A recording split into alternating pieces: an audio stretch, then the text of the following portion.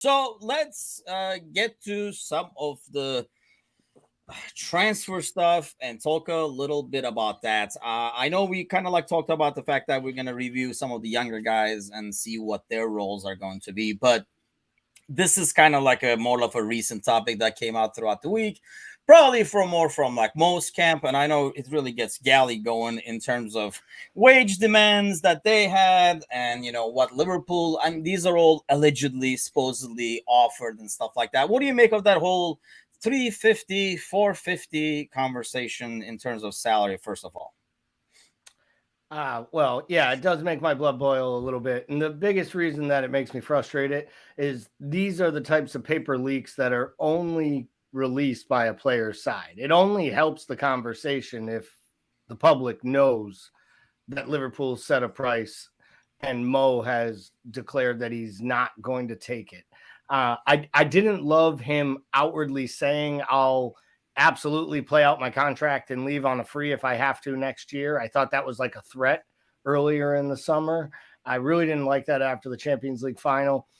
I haven't really liked the way Mo's handled this since basically AFCON. I think up until then, it was a straight negotiation. But with 18 months left, you either make concessions and you start to make reasonable demands that start conversations. And I understand all the stuff about open market and fair price, but at some point, enough is enough. And it's unfortunate. It looks like if he leaves, it will probably be at no fee. And that's really unfortunate, even though we've gotten an amazing amount out of the investment we made in Mo Salah. Yeah, because that seems to be like, if we can't agree, I mean, he flat out said he's going to be here. He wants to be here next year and stuff. So unless we make a move to sell him in January or whatever, I don't see us doing anything over the summer, especially with losing Mane and everything like that. But how about you, Bickler? I mean, first off, I guess let's start with this. Would you even consider paying him 450 based on his, contribution and what he means to the team? Absolutely not. And I know that he's built differently than a lot of players, and I think that he probably will have a lot more productivity into his 30s than you would typically see from a front three player whose game is predicated on pace. I think you probably will get more productivity out of him. But the bottom line is, like, I don't know. I don't necessarily believe that he's looking for 450. To me, that's really hard to reconcile when you look at a couple of things.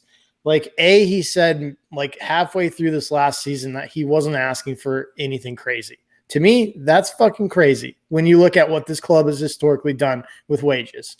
And B, like, on that same note, if he's going to ask for 450, he has to know, like, the way that you negotiate is you at least put yourself in the ballpark. If he's asking for 450, he's firmly got himself on the other side of the fence to start the negotiation, which is not what you want to do in this situation, because this club has made it very clear that everything is going to be within the framework and the structure of the club. And the structure of the club tops out around in the threes, depending on who you're at and what you're doing. And, like, there's just no way that this club is ever going to bend in that way, and they shouldn't. We're going to get a 22-year-old on a 6-year deal who's going to be a fraction of that cost, and it'll be just as good in 3 years because we don't miss on transfers.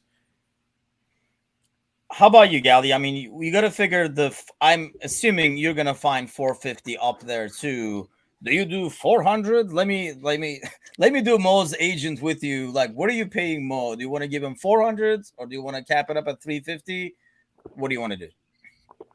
I mean, are we talking a 2-year deal at 375? Maybe that's 2-3 year deal. You can't go much longer. And that's the issue. Mo does want, he can say all he wants. I would consider a 2-year deal.